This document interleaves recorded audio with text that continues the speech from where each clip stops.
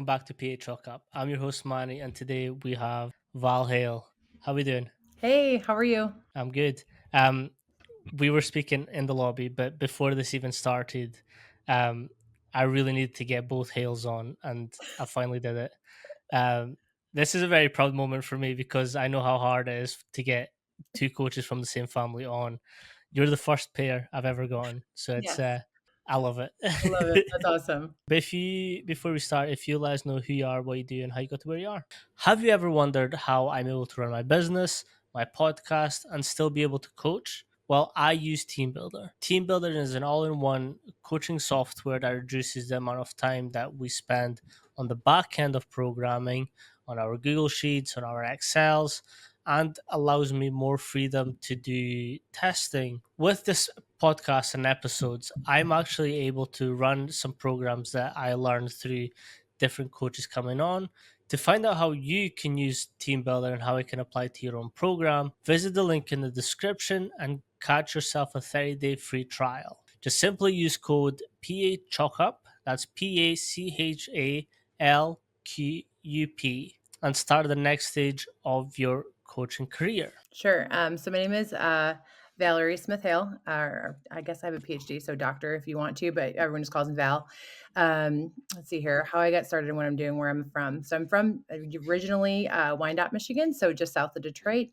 I went to Adrian College for undergrad. I went to my master's was at Central Michigan University, and my PhD work was at Wayne State University. So currently, I'm at the University of Notre Dame. How I got here was I feel like it's like the version of Elf where he went through the sea of swirly twirly gumdrops. It's not like your traditional route to get to where I'm at, but I did an undergrad internship with a guy named Jeremy Hoy down in Pittsburgh. I worked for a place called Finish for Sports Performance. Left there, went to my master's degree where I did another internship where I worked with Jim Kilbasso. At the time, it was called Total Performance Training Center. Now I think it's called Impact. And then from there, I actually took like a little break and I was a bobsledder for a little while. So competed in like North America's Cup, was not an Olympian, not in World Cup, but I always say that was like such an important part of my life because I met some amazing human beings and really learned how to like train in like a quad cycle and be around coaches who were like that was their format. So me being a strength coach, I was like, this is so cool. Like, how can I be a part of something like that? Also, how can research help us figure out how to train people? So when I came back home, I wasn't sure if I was going to coach or keep training or do a PhD. And I met my husband when I came home. So at the time was my boyfriend, but I met Fred and we started dating. And I was like, okay, I think I'm going to be done with the athletic side, but how do I become like a researcher or coach? So we were chatting and he was like, maybe you should go PhD route. So while I was working my PhD, I worked with a coach named Mike Barwis, who I trained with during my bobsled career. And I worked with Ruben Mendoza at Wayne State, where I did my PhD research, and I also coached with him. So I had the throwers there, and I helped out with football. And then my husband called me one day and was like, "Hey, we're actually moving to Notre Dame." And I was like, "Okay, what am I going to do at Notre Dame? Am I going to do research? Am I going to coach? Like, what are we going to do?" And this job was open, so I applied and I got it. So, this is going on our 5th year here. So, 5 years later, I've been an assistant strength coach here, and we love every second of it. Nice. Yep. There's obviously quite a lot, but I kind of want to get into the bobsled. I didn't know this. Um, so how do you think that sort of helped going from athlete to then coaching and sort of how did that link for you? Yeah. So I played volleyball in college. I guess I forgot that too. So I was an undergrad, I was a volleyball player. And I think when you're an athlete at whatever level you're at, whether it's college, if it's professional, if it's amateur, it really teaches you like dedication and drive. And this like you have to be disciplined. You've got to wake up and go do the workouts. You have to push your body to limits that you never thought you could. And where I was really intrigued is I worked with a lot of different coaches, and everybody was always working on the same thing, right? We want to get stronger, faster, more explosive, but they all use different methods on how to get there. And I Mm, always thought it was just the coolest thing that you could do different things to get the same output, but you had to do it within your time constraint or the group of people that you had. So, for example, mine and Fred's second argument we ever got into. The first one was he didn't let me spot him benching. Like I was very upset about that. But the second argument we ever Fair. got into was he showed me his volleyball lift that he had wrote for a group of girls at Eastern Michigan, and I was like, "This is all you're doing? Like you're not doing a warm up like this, and you're not thinking about it in like a 4 year plan for these individuals." And I just went like Olympic side strength coach to him, and he Mm. was like, "Val, I have 45 minutes. They're coming from practice. They have to be out the door." Like there's all the, and I never thought about it that way. And I was like, wow, okay, this is super interesting because every coach has their things that they're working with or against. And my mind just like started flowing, right? And how to be able to translate that with athletes quickly and get the outcomes that you need. So um I miss being an athlete every day. Sometimes I tell myself I'm still one, but I feel like if you're a mom, you're kind of like an athlete still. That's a very um, amazing point that you've just made, and it's the collaborative work that you can do at home, and it's so like I always love to bounce programs off people and vice versa. But what's it like having that at home? Just being like, hey, not home per se, but like having your husband that you can be like, hey, this is what I'm doing. This is the constraints. What's your thoughts? It's the best. I think that's like one thing that we understand what the career demands are, and but we can help each other. So, and I say that all the time. I'm like, hey, we have to use each other. Like we both have strengths and Mm. we both have weaknesses, and I feel like a lot of Fred's weaknesses are my strengths, and vice versa. So um, we honestly probably talk too much about it at home sometimes, just in terms of just like programming, right? Like, hey, I'm running Mhm. into this road gap. What would you do for this return to play?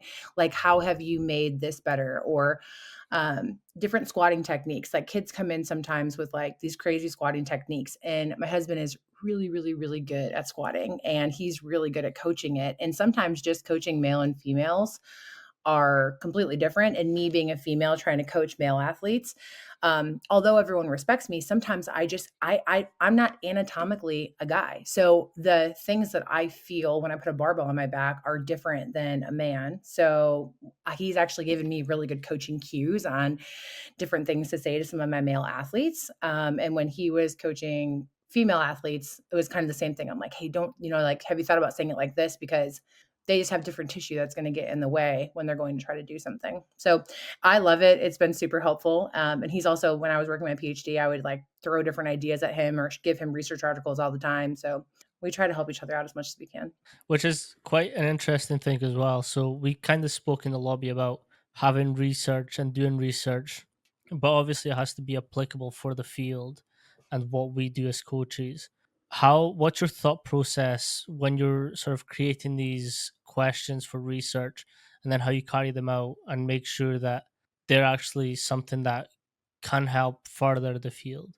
Yeah. So the reason I wanted to go and to get my PhD was so that I could help coaches and I could help athletes. And it could be something that was like applicable now versus waiting, 10, Mm. 12, 15 years, or, like it ends with like, well, we're going to actually do these. And I love that it still ends with more research being done, but what are some nuggets that some coaches can take home now, and how can this be helpful for not only performance but also just like injury reduction or whatnot. So um, I think research questions should always have that in the back of your mind if you're working in this field. And then with on the flip side of that, you also have to take things with a grain of salt. So I think that Mhm. sometimes different research questions may not fit your population. It may not fit the constraints that you have, even if it is done with NCAA, Division One, football athletes or whatever it is, and you're working Division One football athletes, it may not work for you. And that's okay Mhm. because it may give you another idea on how to take things to the next level for your team. And I think that's like where sometimes we get so caught up in like, what's the new thing? Well, like, why don't we just do really good right now? And then let that open up the door for different problems that we may have and how to address those things. And we spoke again about this, but it's like it's knowing what nuggets to pull as well.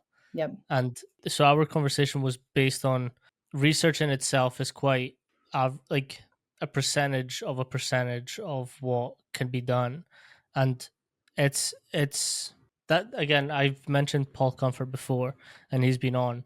But that's why I really love his type of research. He was a coach, a high level coach for so many years. Actually, he's currently in a space program, developing some equipment for astronauts. Very Very cool. cool. But he essentially all his research is based on his previous experience as a coach, and continues to develop his questions, and his whole PhD program is based on making sure that researchers are doing applicable research. And to me, that's always fascinating, because when you know how hard this industry is to, again, at the division one, the 1% really fucking matters, Hmm. like the 1% improvement. So it's trying to get these little nuggets to make sure that everyone is progressing in a linear way. Yep. And again, that linear way can be fluctuating, it can be whatever, but it's still progressing. Absolutely. Yep, absolutely. I think that that was like the number one caveat, or how the my PhD dissertation got started was, we were like, why are people spending so much money on technology? I mean, Mm, the amount of bills that you get sent in, right? It's like 20, $30,000 sometimes for some of these equipments, and it's just a licensing fee. So it doesn't even include, right, like keeping up with the the equipment product itself, yeah. itself. Yeah, and so that was what we wanted to do. We wanted to see if it was worth buying. So, like, it could the athletes tell how hard they were working? Could the coaches tell how Mhm, hard they were working? Was there any relationship between the two with football, because it's a high contact sport? And that we found out that the coaches were actually the best at looking at how hard the athletes were working. They were the closest mhm. relationship to their trim score. Nice. Which I thought was just, I like, for us, we were like, "Wow, that's super interesting that even Mhm, the athlete," but that brought up the other idea, we talked a little bit about this, more of, like, the psyche part of working with mhm, athletes, is that in our dissertation, or, like, in our follow-up, we found that as the days went on, we did, like, a preseason camp, so the 7 days that they were in camp, by the time they got to the last day, even though it was the easiest practice, they were the most recovered from HRV perspective, that was their one of their harder practices. And they were mm, so off kill with that, but it was because of the consecutive days of training, right? mhm, And so all of that is additive. So even though the load was lower, even though their recovery was higher, that was the last day of the week, and they knew that next day was like an off day. So I think that that's another thing to keep in mind, is that you have mhm. to think about the psychological aspects of the athlete and where they're at and how they're feeling, and how can you meet them in the middle? That's what brought this conversation on about the research is, and I was kind of mentioning the differences between the US and UK coaching, and across we're a little bit more science heavy, and we had mentioned that if the athlete is feeling shit, chances are you're not getting the best performance. So it's, yeah, I I did a lot with sports psychology during my bachelor's, and it's kind of like what I'm looking into now, where it's, let me check the physiological and the psychological impact of the menstrual cycle on this athlete, because currently we don't actually know if it's actually a physiological thing, or if it's a psychological thing, or if it's both, and Sure. how are they actually impacting. So it's, again, most of these podcast episodes is talking about, like, and Missy Mitchell Macbeth actually put it the best way. Like, you have to give a shit about your athletes. Like, Mhm. that comes first. Yep. Your programming and periodization could come second. Amen. So true. Yep. You got to love what you do, and you got to love the people that you're working with. And I call them, they're my first children. So before I got pregnant with Georgia, those were my kids. And I treated them like that. I tell their parents when they drop them off, my job is to take care of them. And I will do my best to take care of them in every way possible. Yeah, you do with, I don't know what soccer is, but you keep mentioning soccer. Um, I always have a laugh with coaches that do football and they say soccer on the podcast. Love it. But you've obviously got football. What are some of the main things that you consider while programming, and limitations of? I Correct me if I'm wrong, but it's a whole season for that, isn't it? I don't know how the competition blocks work across there. Oh, yep. So we've got like they follow kind of like similar to football. So they're a fall sport for us.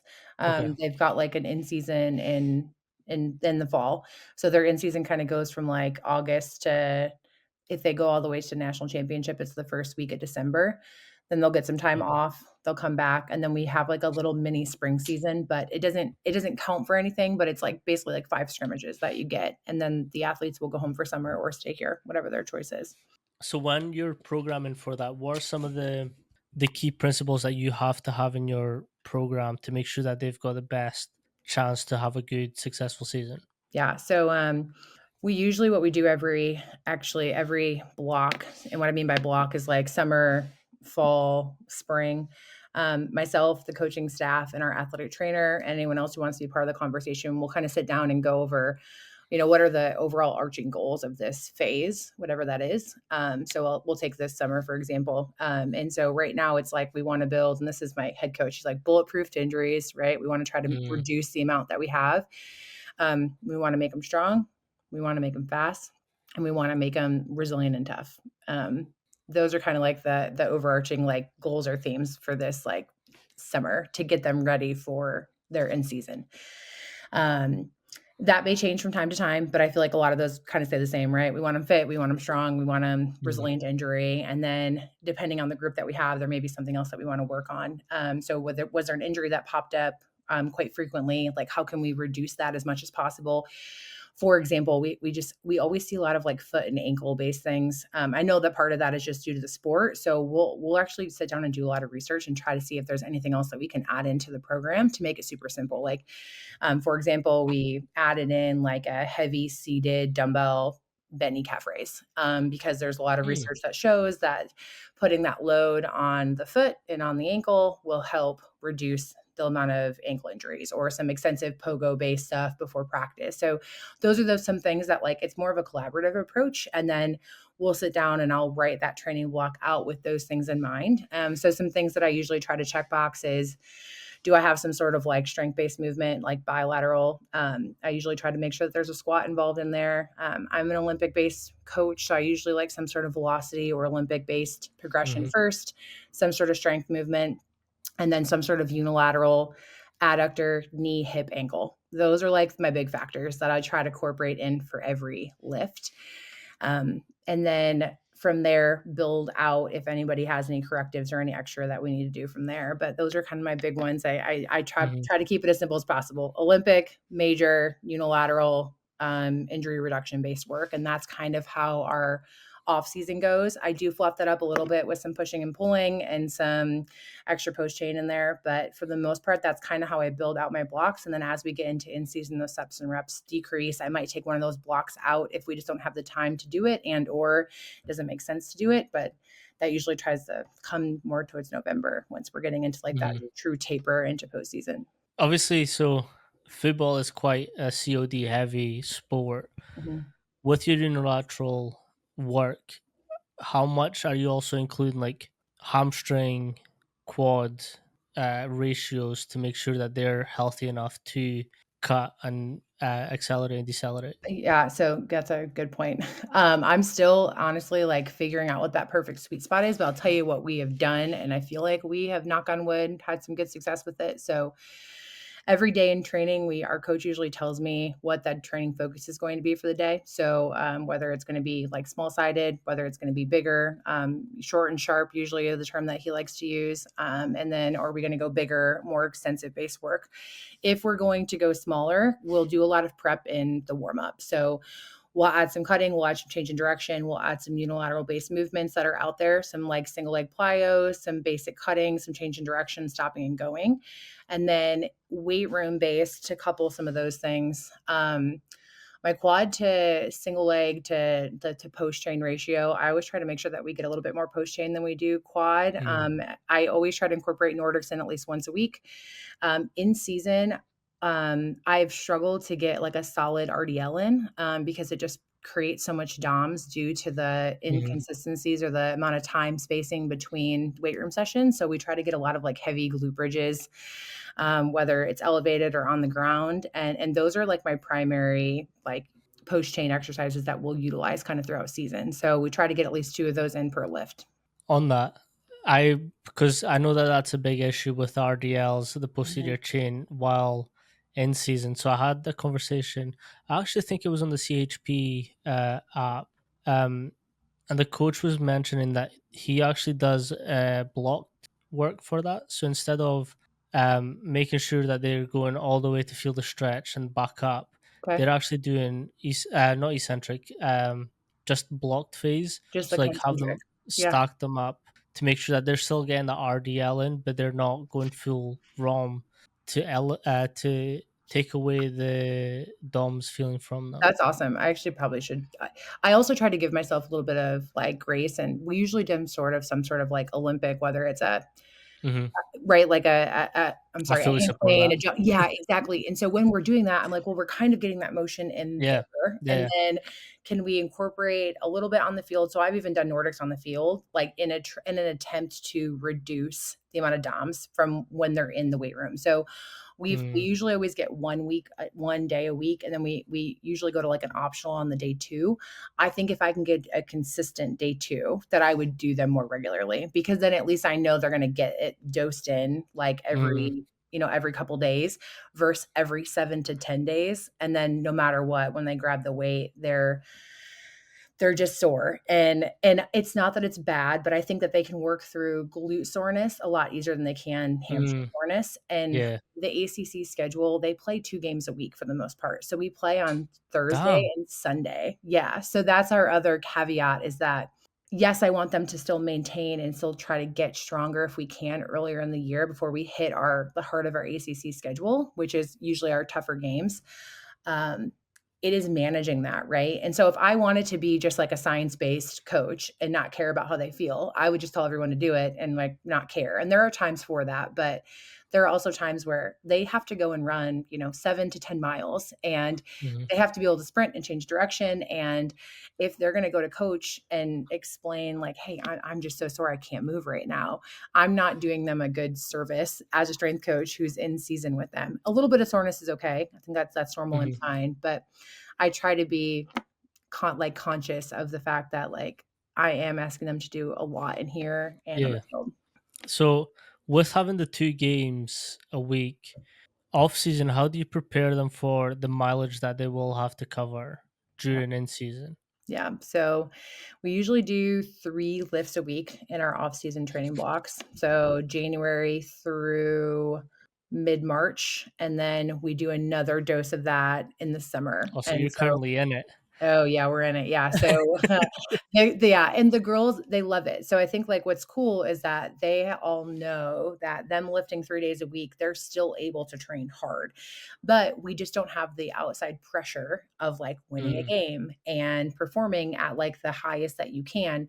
We've kind of taught them, or at least I've tried to over the years, of like there are times where things are heavy in the weight room, right? And heavy conditioning, and they're like limited soccer, right? Or they're not as like maybe high stakes soccer. And then there are times where soccer is like the big one. And then these other two are on, we've already done the work, right? So I always tell them we want to build like the best ice cream sandwich I've ever had, but we have to have all the ice cream built up before you can mhm, add all the toppings on top of it. And so usually 3 days a week in the weight room, and then from a running standpoint, we actually try to slow build them. So I know that there's a lot of mhm, teams that do like only conditioning for January and February, and they don't do any of their 8 hours from an NCAA standpoint.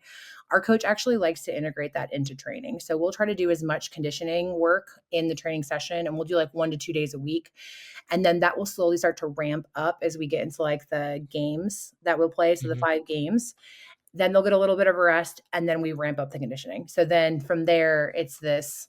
If you're not playing a ton of soccer, you'll have like kind of 3 different avenues that you can go. One is you're doing Val's packet as prescribed, which is like you're running 5 days a week with like an optional non-impact day. You're either doing 3 to 4 runs a week. You're playing soccer maybe twice a week. You're lifting 3 days a week, or you're maybe getting 2 lifts in per week. I always try to push them to get 3, but honestly, if they can't because they're playing on multiple teams or they're with their national teams, I try to at least get them 2 lifts a week, 2 to 3 runs per week. If possible, they'll usually call me. We'll sit down and make up a schedule if we need to, but mm, we run the yo-yo test as our conditioning test. So in my opinion, you at least need like 2 runs just to practice changing direction, cutting, and the intensity has to be very high. So outside of that, if you're at least getting your aerobic based work with playing, then 1 or 2 of your runs can just be short, sharp, cut, change in direction. Let's do it before you do a lift. or on like a after a practice and move on from there. That's interesting. So when I was at UW with Coach Mac, I and this is why me another reason that me and Fink really connected afterwards as well. And it's I get very fascinated with the way that people program, the whys and the like little nuances that people do to make sure that what they want is in the program, if that makes any sense. Mhm, So like for Coach Mac, you'll probably have remembered it, but he does a 5 tier system, mhm, 4 exercises in each tier. They're usually 15, 15 to 20 seconds per exercise, and you get done through them quickly. Um, so the 5 tiers is a tier for each quarter, and the fifth for overtime. But um, within each tier, there's 4 exercises, 4 periods, and it equates to 15. I can't remember if it's 15 seconds or 15 minutes per block. Um, again, that's again related to the football timings, mhm. but he pairs these exercises because he's getting some conditioning in there as well, Yep, because you're having to go from one to the one to the one to the one yep, and just keep going. So he's working on all about conditioning off field yep. and still being able to push numbers and strength to keep going up. Like I found that it's like I walked into his office, I was like, "Is this what you do?" And he's like, I was like, "Oh, sick." And I then probably honestly do a little bit of that, right, with my tier system based approach, but I love him. Gosh, that's awesome. yeah, and then Fink was the same. I was like, "What's your thought process and methods behind programming?" His first thing was, "What's your email? Send me a textbook, the tier system." And I was like, "Sick." So then that kind of further helped me realize what was going on behind the scenes and what he's having to think about. One of the most mind blowing things that now, like when he said, I was like, why isn't everyone fucking thinking about this? And Mhm, it's the push to pull ratios mhm, and how they have to equal out, even if it's like a strength based upper body and a hypertrophy lower body. mhm. Like they still all have to add up and make sense to what we're performing. So it was awesome that you broke it down that way as well, because yeah, that makes sense. Yeah. Yeah, and I think everybody like, it's probably like a million like I think I said earlier, there's a million different ways to probably get to the same goal, but working with your coaches and your athletes, what makes sense for you, and we don't require our kids to be here for the summer. So my runs need to be simple, they need to be effective, Mm, and they need to know when they do this run, they're prepping for this, right? Whatever that is, if yeah. it's a longer run, if it's a shorter run, and they have to be able to go out, get it done, and move on, right? Because we all know that I think conditioning is not everyone's favorite thing to do. So, So you did a lot of research on heart rates and HRV. mhm. How do you then apply that to their conditioning based programming? Yeah. So here at Notre Dame, I actually don't have heart rate monitors for our girls. I wish I did, Okay. but Are you I have. using Polar? We're using I was using, First Beat actually is what I used Okay. for my dissertation. So, they were awesome, but, like, I had a limited budget, so Polar was just, like Mhm. I'm pretty sure that's why we ended up going and we got the recovery metric, which we thought was awesome. So, but here we just use Catapult. So I just have GPS Okay. on all of them when they run. But what I have done is I do have some girls that have to work on some aerobic based conditioning that's like additional to what they're doing. And load is load, right? So it's like, how do you help an athlete work on something that is a goal of theirs to like increase aerobic fitness while they're still going to practice? And we need them to like work hard while they're out there because they either need to put their best foot forward to try to earn a spot on the field or they need to put their best foot forward to help their teammates get better, right? So I would do a lot of extra like bike conditioning with them and I would use heart rate for Mm, that. So because I was like, we need to get a dose in that's effective for this energy system. And so the best way to do that is to look at heart rate and try to hit the zones that we need to hit. So I'll do a lot of like interval bike work and I'll mhm, have them use their a lot of like most kids have Apple Watches anyway. So mhm, I did sneak a couple of polar heart rate monitors from our sports science person at the time, and we would put them either like have them wear a chest strap heart rate monitor and put them in like zone 2, 3, or 4, and we would have them do interval based work, or I would have them use their Apple Watch. But what's cool about the Apple Watch is they can do it when they go home too. So we've actually found some Mhm. different ways that athletes like to get fit. Yes, you still need to run, but can they dose in like a bike workout or two during the week that would help them feel a little bit better and help them inch their way towards that goal of increasing the aerobic capacity for the field. I'll at the end, I'll actually send you a link to an app that you can get their Apple Watch data from Excel. Oh, nice. Okay, cool. Yeah, Yeah, awesome. I found it. So I like to see Excel and I like to make my graphs. Yes, yes. Graph the data, graph the data, graph the data. Yeah. Yeah. So I had an Apple Watch and I was like, I need to get this data from my Apple Watch and I just need it. So I hunted for it. I'll send you that so you can get your athletes on it. Oh, that's awesome. I would love it. Yeah. So that's what's been probably the most helpful. I feel like transferability. However, I love it. Like I think that like Mhm, the gold standard is, I think from a research point of view, is to have both, right? So if you can have something that where you can do both, but I think from like a practicality standpoint, the GPS is great for soccer based athletes because it does give you a, but like I feel like the research is so robust with the GPS mhm, data that like I'm very curious to see if the heart rates would tell us anything different. Like if they are working at a really high level or not, because it's just this movement based system. I wish we could have them in both. But I do think it would give us some really cool, interesting positional based data differences mhm. between the different groups and what they do and what we're asking them to do. It also depends a lot on their playing style. Yes, And yes, I I've forgot about that. Yeah, we play a crazy style from every time I talk to a different team that, like, watches us play, they're like, "You guys are crazy," and I'm like, "I love it, though. It's great. Be I'm afraid." guessing it's very attack focused. Yeah, we press a lot. Yeah. Yep. Yeah. Yeah. So I know the head S&C coach at Rangers ladies, and I watched their semi and their final just this weekend past, and like she's the exact same style as you. Like they're very press forward. Like they won their final 3-0, so it was a dominant performance, That's and awesome. the physicality, like how strong they are as well. Like they Mhm. weren't getting moved off that ball at Mhm. all, and they were just like the pace was just there the whole time. And what a lot of people don't consider that are within these sports is like say football, basketball, even like um, can we say we can yeah baseball, softball. They've all got periods in which they play.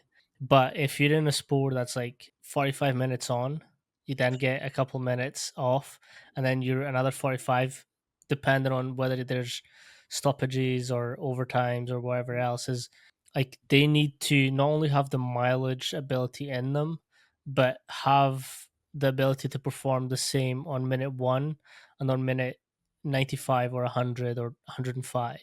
Yeah.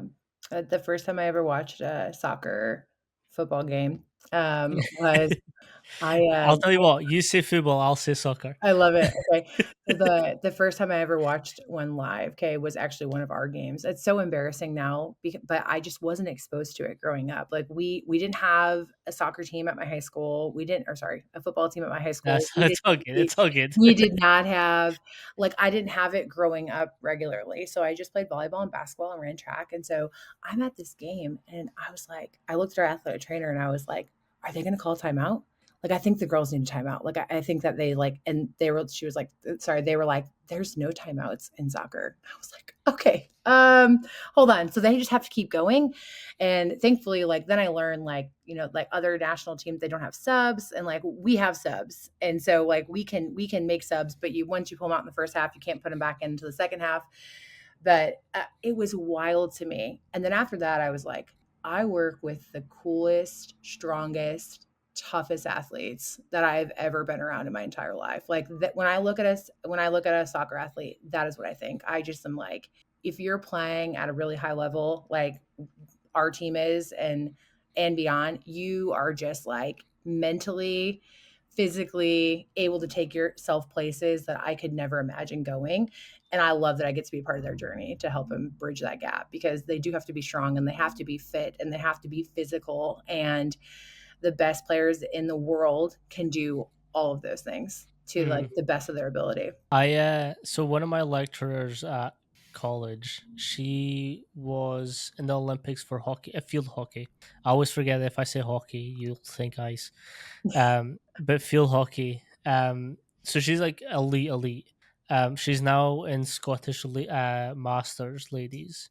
Like she's still like unreal at hockey, but she coaches a lot of the national teams for development squads and all that stuff. One of the most interesting things she's ever said to me was that she runs heart rate percentage subs. So instead of being like, okay, you've played this much, you're subbed off, because they've got like rolling subs. What she'll do is she'll have like a device where everyone's heart rate is like being attached to it. She'll let people play a certain number of minutes in the red zone.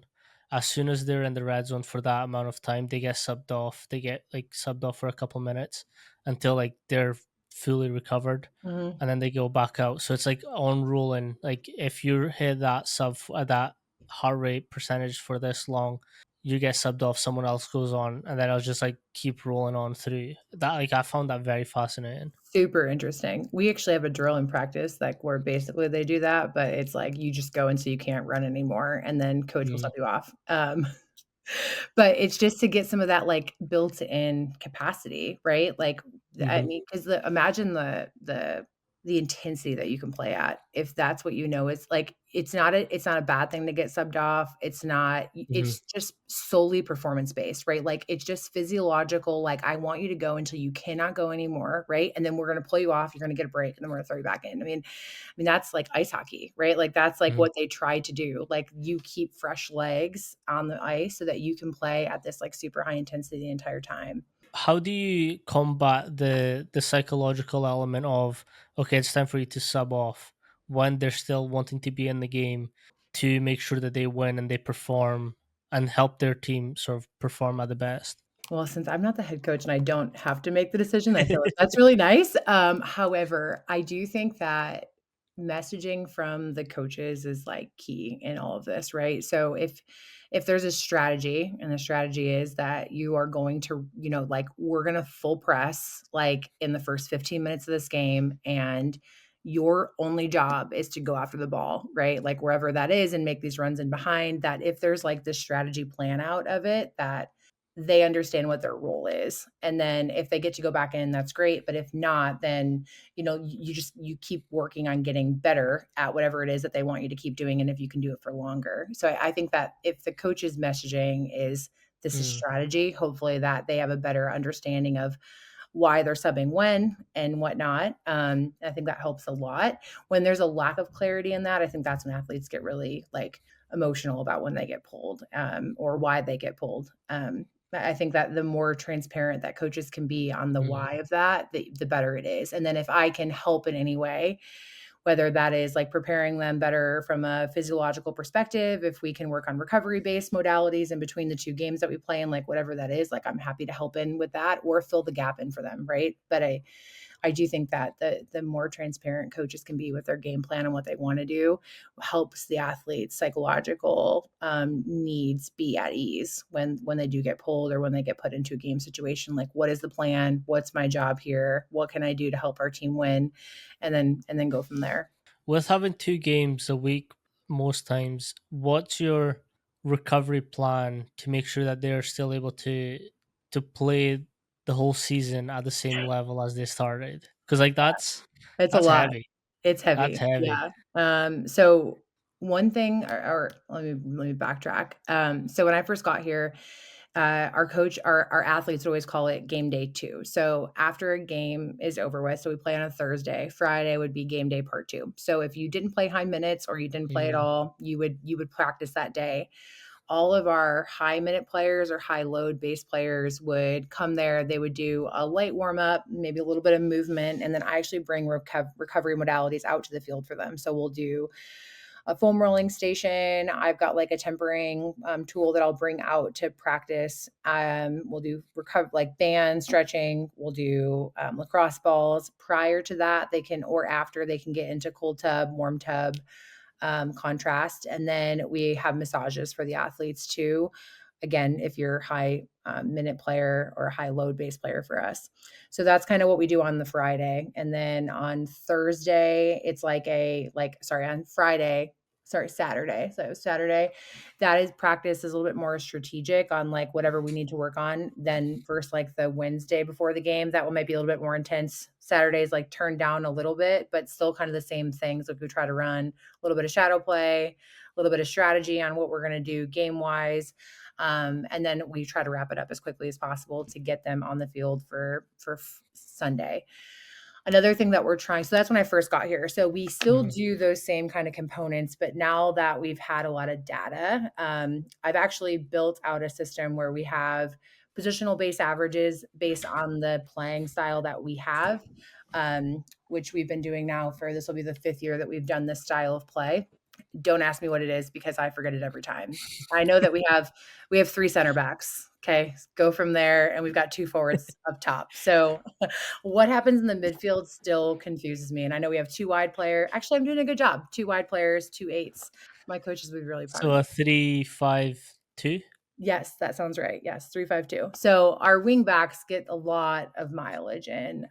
They get a ton in. So what we've done is I've created this system where we've got positional based averages and we've got team based averages. And what we try to do right now is we try to get 3 game loads a week in for practice. So if we know that 2 games are going to be 100%, or if we can pull them Mm, out of the game mhm, early, can we save some load on their legs? Reason we try to do this is last year we ran into a time period where we only had like 1 game a week for a month. And we were like, oh, great. Like we can recover, like we can take time off. But then when we played the 2 game loads and they were against top 10 teams in the country, we actually saw this increase in like just some soft tissue, like, hey, this kind of hurts. This, thankfully, nothing Ah, terrible, but it was enough where for a couple of our athletes where they were out for a little bit. And so we know from an acute to chronic workload ratio, like that is not good. So even though we loved the rest and we loved that idea, it mm, actually like backfired because we didn't do yeah, enough in some of those down weeks. So now if we can, maybe every week isn't 3 exactly, it's a little less or a little above, but that's kind of like the gold standard, not only for the high minute players, but also the low minute players, because mhm, we need to keep them fit because they may have to yep, go in and play 90 minutes and we only have so many people on the roster, right? Or positionally that can play some of these in these games and in certain situations. So that's kind of what we go off of now. So we try to keep practices to the absolute minimum or minimal dose, but get done the work that needs to get done leading into the games. If we have a 2 game a week or a 1 game a week, we will load differently on those practices.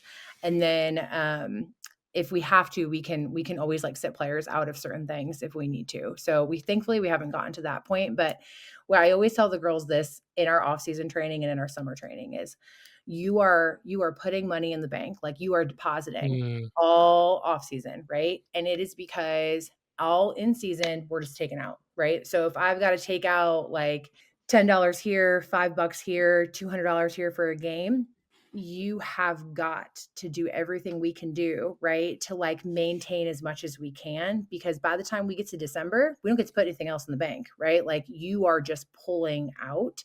And so if we can maintain a level of fitness, a level of strength that is here versus here, because we know there's going to be a residual drop off, but can we just like stop that leak as much as we can? And we're trying to do that by maintaining 2 lifts a week in the weight room, managing load on the field to 3 games a week, and then doing whatever recovery helps work for that athlete. I like to say that we have like an umbrella of different modalities and we want the athletes to do what's best for them. So some people don't mhm, love contrast. Some people like Normatec pants or needling or cupping. Like, can we do what works best for you to help you with this recovery in between?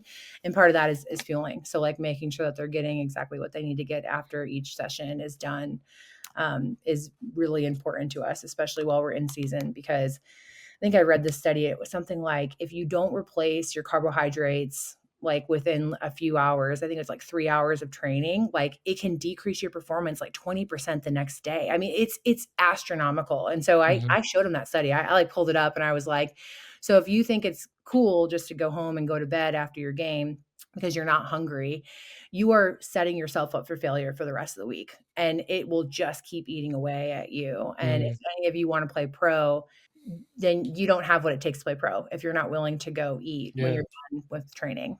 A good example of that. So when I was playing rugby, I was in development squads, and we had a lot of like workshops on how to fuel, how to recover, just like your essentials. Mhm. And because rugby again, it's a 40-minute workload during each half. So at the end you've got 80 minutes, but it's kind of like football where you're constantly contact with each other. So our coach was actually like, after a game, have the biggest, fullest baguette you possibly can. Like, it doesn't matter what's on it, just get those calories in you. A Yep. hot baguette gets into your system, you're fine. Um, we also did a whole workshop and it was bolognese. It was amazing. That sounds But like it is important. Like, and I've had discussion with nutritionists and everything else, and it's it literally is the petrol that we put in the car, Mhm. and it's if you're not willing to do that, you're not willing to go further. Yep. There's Um, only so much stretching I can do and cold tubbing if you're not sleeping and eating, like, mhm, period. 100%. Yep. On your point of like investing in this bank, I got another really good example from Coach AJ, who was at UW the same time as me. He was like, so it was Coach Mac, Fink, AJ, Cook, and Tony, and our AJ was like the main one that did all the educational sessions with us. We essentially drew this out on the board, and what it is each. So this is preseason. So you're building out each ring during your preseason, so that when you get into in season, you can take out each ring, but during that week, you can fix and repair that ring. So Yep. it's like it's this armor around your athlete that you're building, and Yes. during in season, you're kind of like patching it up and just making sure that they keep up with this amount of workload. Yes, absolutely. Yep. I think that's the best way that we can try to prepare them because we can't control the game environment, right? Like if you have hopes to pull somebody at a certain time because it's an easier team, usually it never goes that way, right? Like Yep. all of a sudden you're down and you have to win the game, right? So Hmm. you have to prepare for the worst, and then if you can pull somebody early and you get less load on their legs, great, but you can't always rely on that. So you have to Hmm. do exactly build up. I love it. Build up the armor. I'm going to use that. The Yeah, girls steal love it. it. Yeah. I think what um, Ben's saying, like they like it, but they're also like, whatever. Like sometimes I feel like I'm preach. Like, I know they love me and love what we do, but yeah, the bank. Maybe I gotta use the armor. I like that. yeah, it's just again that really clicked with me because like yeah, that makes sense. Like you can even think of each ring as like strength, power, Hmm. speed, endurance, and like each week that armor is getting chinked, Yep. and you need to patch it up. Yep. Which kind of brings me to my next question, and it's something that I've spoken a lot about on this podcast. And you kind of mentioned it when you had that month where it was just a game a week. You actually saw the reverse effect Mhm. when you went back to two games. Post game in soccer, we usually tend to see coaches out in the field afterwards running some with their subs so that they're getting essentially the same mileage Mhm. as the players that were on the field. Do you do anything similar where you're still having to put the mileage through their legs of the subs, obviously, Yep. or because they do have like the two games, you're sort of like playing the subs so that they're essentially getting the same mileage as the stars on the first game? Does that make sense? The way No, I've it does. put I it? know. I think, and I hopefully I can answer it correctly. So follow up if I'm not. So there's an NCAA rule that like you can't run people after games. Um, Ah, okay. yeah. So we're not allowed to do that, or we would, because I think it would be the easiest way to keep high high and low low, right? And so Hmm. that's something we're constantly trying to battle with or at least I am mentally with the low minute playing group is like, are they getting enough, right? But are they also getting like a recovery day? Mm, Because they still need recovery to be able to come out to practice to work really hard to make the ones or twos better and then also prepare themselves in case they do have to go into a game. So we will run them um, something I've done in the past is on game day, like I've done like an optional run with them, like pregame. So I'll get like a group Mm, of players who I know maybe aren't going to play. Like I'll reach out to coach, give him the list of names. He'll tell me if somebody is like maybe going to be on the field that game. And the run I'll do, it won't be enough to like crush them, but it'll give them some dosage of mileage on their legs. Or we'll just do it on that next day. So while the high minute players are out, they will run additional runs on that mhm, practice to kind of get that mileage up. And so we'll live track that and we'll make sure that they get X amount of percentage for training that day. So usually our games are really small sided because we have less people playing, and then we'll open up their run to add on to that Friday practice.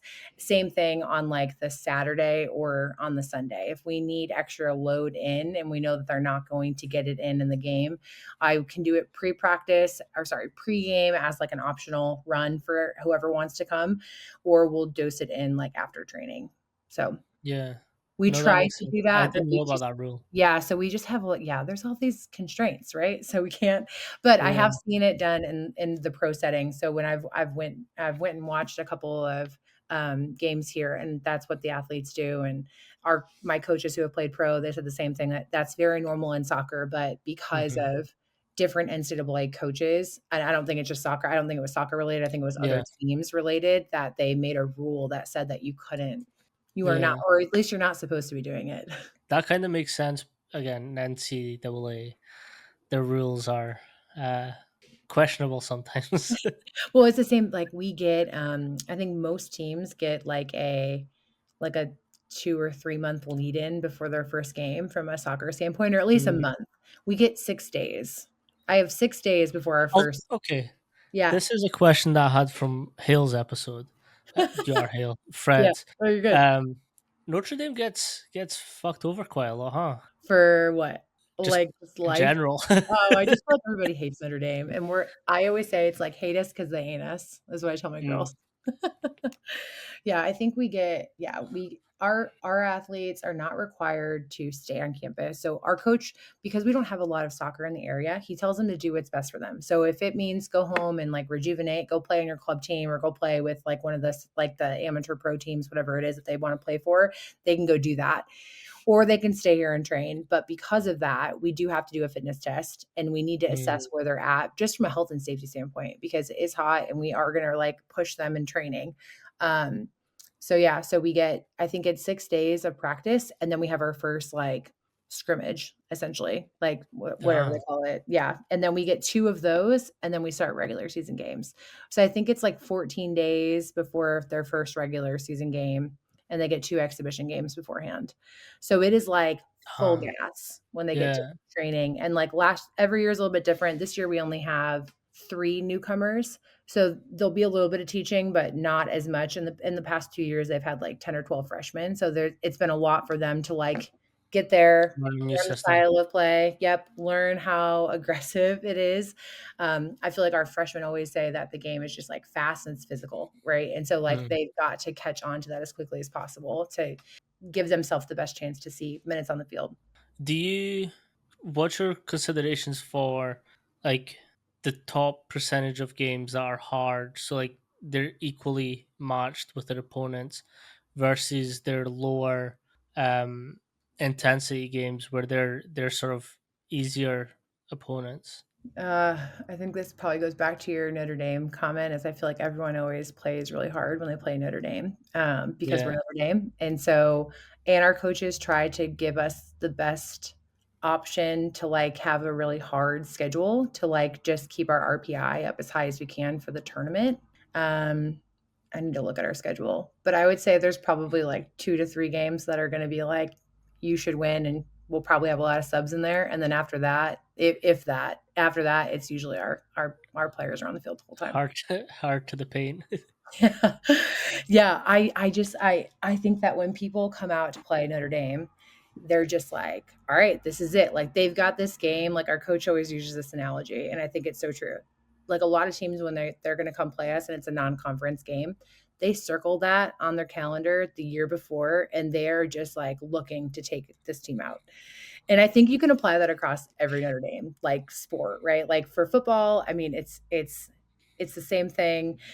the our team, all of these teams, like we're so blessed to be around a lot of really talented athletes, and they're really good programs. And so I think people just when they come to play us, like they come to play us, and they just want Yeah. they want nothing more than to like beat us. And so hopefully we can take control of the game and it's fine. But sometimes, right, it ends up being like a lot closer than you want it to be. But usually we come out on top, but sometimes we don't. Yeah. And educational wise as well. Yeah. Yes. Smart cookies across there. Exactly. These are some of the I told Fred this, like, when we were pregnant with Georgia, I'm like, I hope our little girl is some of these kids are just like they make me better every day. Like, when Mm, I'm around our coaching staff, when I'm around these athletes, like, they make me wanna work harder. They make me mm. want to, like, be better because they are just phenomenal humans, like, inside and out, like, to the core of who they are. And I just hope that because we have her around so many people that she turns out that way, and, like, I can't thank this university enough for Mhm. what they've done for our family. The thing that I've obviously not got kids, but I spend a lot of time with my niece and nephew, and worked enough with kids, and it's monkey see, monkey do. So if they're around the right atmosphere, it will Yep. rub off. Yep, exactly. Yes. And I just hope that happens. I mean, they've rubbed off on me. Like, I think I'm a different Mhm. person even when I first got here than now, and all in the best ways. Like, they've made me a better Yeah, person. Yeah. it's also true that, and again, I believe that you like. So there's this saying in Portugal. That's where I'm originally from, and it translates to you can learn something from everyone, even a dumb person. You can Yep. learn not to be them. But I always take that you can learn something from everyone, like in a positive way. But Yep. like when you're around these athletes from different backgrounds, different ethnic groups, different, just complete different environments. Like there was two separate occasions that I looked at the athletes I was with and asked them a couple of questions and asked why afterwards. So there was one that was like first in, first out. He was at UW, and like, I just me and him gone really well. We clicked straight away. But he was like one of those players that like for him to come up to you and speak to you and be with you, you kind of had to earn his like trust a little bit. So like there was one that was like he was on a cable, he was just doing arms, and I Mhm. was like, why do you come in so often? Like why are you first in, first out? And like what's driving you? And he was like, I I want to have the opportunity to give my family what they've never had, like my sisters, my mom, and everything. And I was like, damn, Mhm. what like why do you feel like you have to do all this to do that? And he's like, well, they've given me everything that I have now, so like I want to give back. And I was like, damn. Mhm. And it was just like it you learn that for some of these kids, like there's that different driving factors. It's not just intrinsic or extrinsic. It's like it's a fluctuation. Like they're putting all this work, they're Mhm. doing all this to get this outcome. Yeah. The other guy, he's now in the league, and like I speak to him often. And while he was getting his degree, obviously scholarship, so he's got free education. So he did like while like being a starter, he did a major and a minor.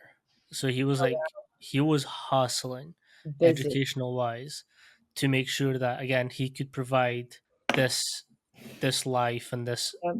environment for his family as well. And like when I saw him getting drafted, I was like, fuck yeah. Like it just like it I don't know, it's a weird It's so feeling like you're like cool. yeah, it's like yeah, it was dope to see him be working as hard as he did and then Mhm. achieving what he set out to do. So like yeah, I So cool. again, you need to speak to your athletes and you need to learn from them and Yep. They can again teach learn you from them. as much as you can teach them, because everybody is in a different season of life. That's Like, yeah, awesome. that and again that kind of goes back to this podcast, and I kind of mentioned in the lobby that I just like to talk to coaches and make sure I get a perspective. And I never tell a coach that he's right or wrong or she's right or wrong, because like I never had their mentorship, I never had their experience, I never had their athletes, I never had like any of the circumstances that build a program to be what it is. Mhm. So what gives me the right to say that they're wrong? because like I've never experienced it. So my job is to listen, ask further questions so I can get a full picture of why they do things the way they do it. Yep. I love that. What's one piece of advice that you would give coaches coming into this industry or people who want to be a coach? I have so many thoughts. Um, I would say don't forget what your why is, because Mm, if you're chasing a school or a logo or a job or and you forget why you're coaching, you're going to lose yourself in the industry, because every place, no matter where you're at, there's a lot of good things. There's probably a lot of bad things too. And you have to be willing to navigate those waters.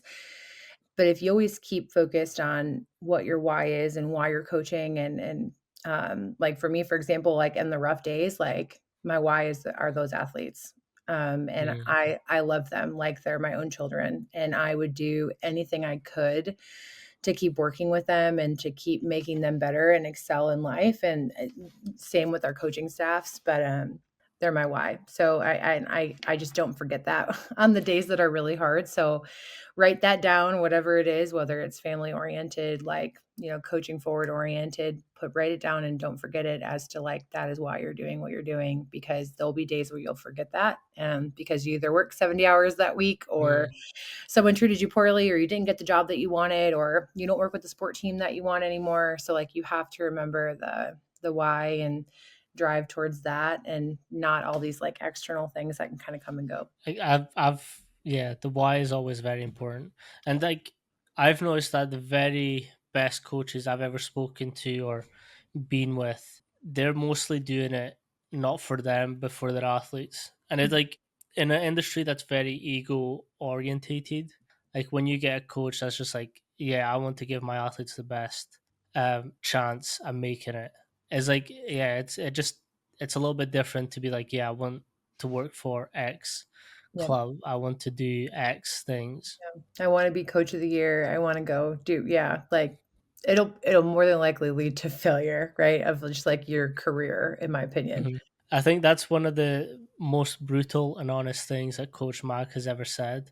And it's like his program, you're drinking water from a fire hose.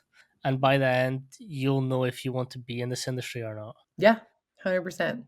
I remember my first internship, I had to write out like a program. They gave me a scenario and I was just like, I have no idea what to do. I wish I had that card to like see what I wrote, because Mm, I had no idea what was going on. And I think I'm learning something new every day, if I'm being honest with you, right? Like, I am still learning different ways to do things. And you're totally right. It's like drinking from a water hose, and it doesn't stop. Like, you keep that doesn't stop, mm. because it may just the fire hose may switch from like programming to administrative based things, or selling, or coaches. And it's always just like, who is putting it on you hardest at the moment. I also think that when when you're speaking to so many coaches, and it's very hard to pin coaches down to have like a full conversation.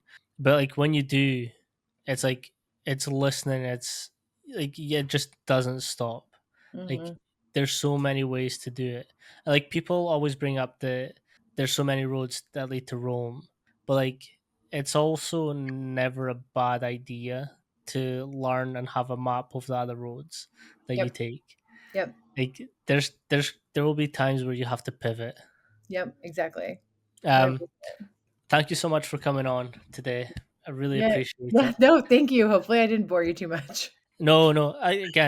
I like to find out different ways that coaches are doing things, and you've actually given me a lot of points to consider, especially like when you have like 16 days to prepare athletes, and they have two games a week. Like that is brutal. It is, yeah, it is a lot. Thankfully, I have a great coaching staff who is just like, "All right, Val, let's go. Buckle up. Let's do this. Like, let's do this." Again, drinking water from a fire hose. Yep, exactly. Preseason soccer program, that is it.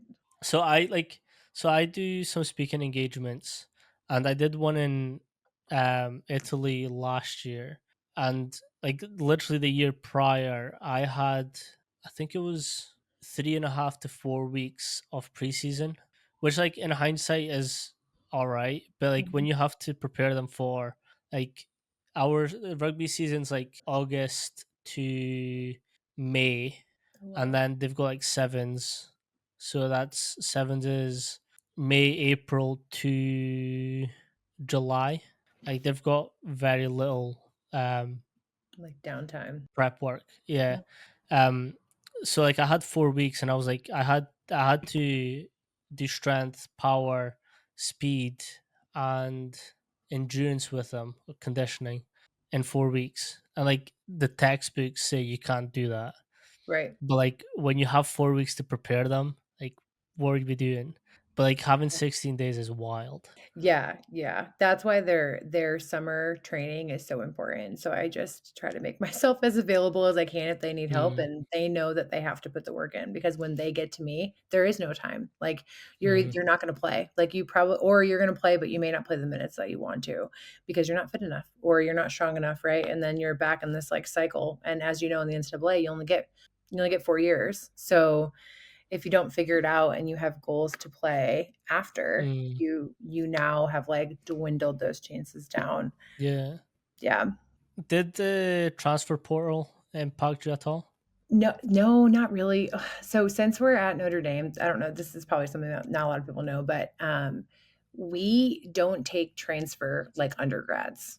So if Ah, you don't start your undergraduate degree at Notre Dame, like you can't just transfer in and finish it.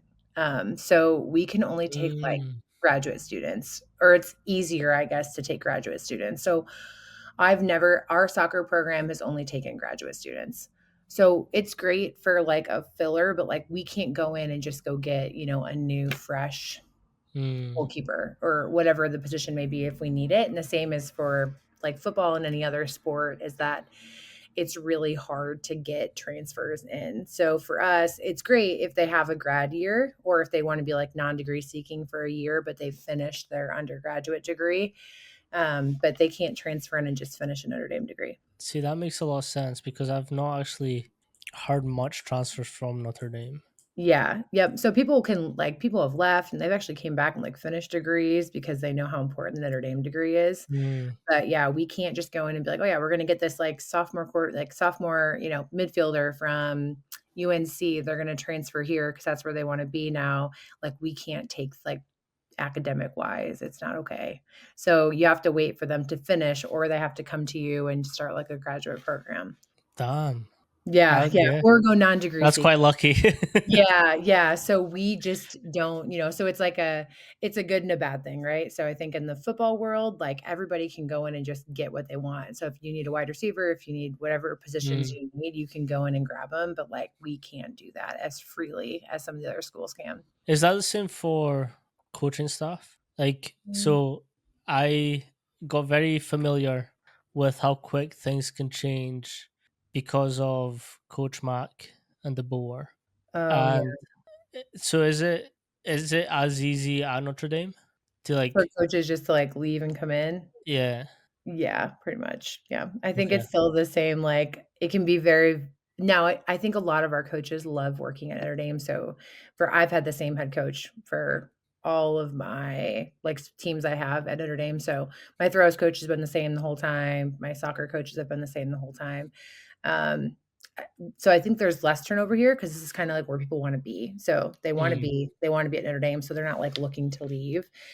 So thankfully, I feel like we don't have as much, but there has been some coaching changeover. And when it happens, it just happens really quick. And sometimes you survive and sometimes you don't. And by survive, I mean sometimes yeah, you stay. you get Yeah, asked to stay, and sometimes it's like you can interview if you want, but I think it's like dependent on the position, you can yeah. make that decision or not.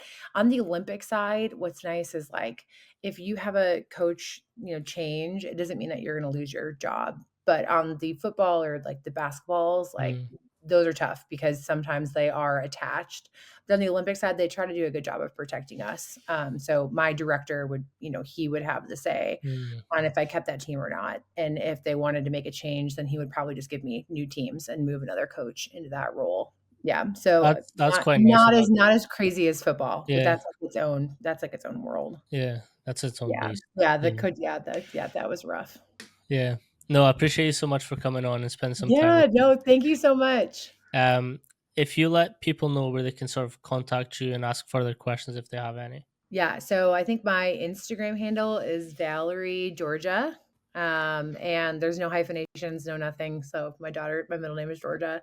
And then it's the same, I think, for Twitter and Instagram or Facebook, LinkedIn. You've also got some research articles hopefully coming out soon. I do, yes. Yep. So Journal of Strength Conditioning Research should have my first paper of my dissertation. And then I've got another one under review. And I think we've had a few actually that pubbed from stuff we've done at Notre Dame. So that could probably be its own podcast. We have some thermography stuff with like load and recovery that just came out, Ooh. thermography. We just recently did like a hot pants study. We called it the hot pants study, where we looked at compression wear and recovery and the rate of recovery. That one is still under review. And then a couple body composition papers for like DEXA scans on whether to cut off the feet Mm. or the head. What am I forgetting? I think I'm forgetting one more, but I can't remember. So yeah, so I do have some papers that are coming out. So praise the Lord there. Hopefully they Damn. all go through. I might have to get you back on unless you've got Yeah, let's do time. it. Yeah, we can have a research podcast. Yeah. Because so I'm actually I did some research on a uni while doing my bachelor's, and it was looking at the effects of cooling on a heat chamber. So it's like kind of imitating like high temp environments and the ability to go in cooler. So like I think it was a couple degrees below um, body temp, Okay. and we cooled Vask, so it was neck and legs. We did baseline beforehand, and I got 22 minutes incremental test on a bike in a heat chamber, and then we cooled for one of the studies, and I got 4 minutes more by going in cooler, which Very cool. yeah. I So was yeah, we'll at do a full Yeah, podcast on we research. definitely need to do something. Yes, that we did like a preliminary study. We're hopefully going to revamp it within the next year and redo some things differently. But at the University of Miami, I heard this. I was at a conference for the Mm, ACC, and they're doing some like cooling during training sessions. So they okay. do like a 5 minute cool exposure, like in football training. And it was really, really interesting. And I've never heard the technology that they want to use. I haven't read the paper yet, but the idea is definitely Mhm. there, and I definitely think there's some validity to, like, having these cooling sessions, like, with Yeah. integrated in training, especially if you train in, like, a hot area or if you're a Mhm. summer, fall-based sport. I mean, everybody could benefit from something like that. I'll give you some devices that I've looked into.